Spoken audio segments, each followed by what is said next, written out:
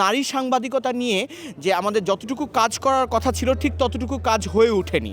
আসলে নারী সাংবাদিকতা নিয়ে আর কতটুকু প্রেস ক্লাবের কাজ করা উচিত এবং আসলে তিনি কেমন প্রেস ক্লাব দেখতে চান এ বিষয়ে যদি আমি তার কাছে জানতে চাই। আপা কেমন আছেন? আসলে কেমন প্রেস ক্লাব দেখতে চান আপনি, এবং আসলে নারী সাংবাদিকতার জন্য যেমন নারীদেরকে ট্রেনিং হওয়া হোক বা কর্মশালা হোক, কিভাবে আসলে প্রেস ক্লাব আরও ইনভলভ হতে পারে এই বিষয়ে যদি আমাদের দর্শকদের কিছু বলতেন।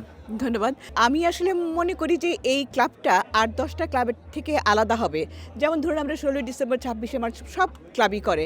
কিন্তু আমাদের এই ক্লাবের ভিতরে যে জিনিসটা একটু কম সেটা হচ্ছে সাংবাদিকতা। কিন্তু সাংবাদিকদের ক্লাবই এটা। কিন্তু আমি মনে করি যে এখানে এই ক্লাবটা মূলত আরও বেশি সংবাদমুখী হওয়া দরকার, আরও বেশি ট্রেনিং হওয়া দরকার, আরও বেশি সংবাদ নিয়ে আলোচনা হওয়া দরকার। মানে আমাদের তো আসলে সংবাদের ভেতরেই শয়নে স্বপনে জাগরণে আমরা সংবাদের মধ্যেই থাকতে চাই। সেটা একটু বেশি করে দেখতে চাই যাতে আমরা অন্য ১০টা ক্লাবের থেকে আলাদা। আর নারী সাংবাদিকের কথা বললেন যে হ্যাঁ, নারী পুরুষ সবারই ট্রেনিং দরকার এবং নারীদের ক্ষেত্রে আমি মনে করি না যে নারীরা মানে তারা সেকেন্ড গ্রেড সাংবাদিক এরকম না ব্যাপারটা।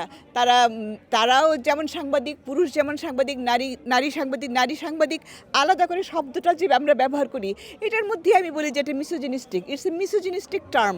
কেন আপনি আলাদা করে নারী সাংবাদিক করবেন? সে যদি যোগ্য হয় অবশ্যই তাকে জায়গা দেবেন। নারী আর পুরুষ বলে কিছু না। নারী একজনকে আপনি করুণা করবেন সেটাও যেমন উচিত না, আবার নারী বলে তাকে অযথা একটা লিফট দেবেন সেটা উচিত না। আমি মনে করি আই বিলিভ ইন মেরিটোক্রেসি। নারীদের মানে নারী পারবে না এটা বলে থামিয়ে রাখা উচিত না।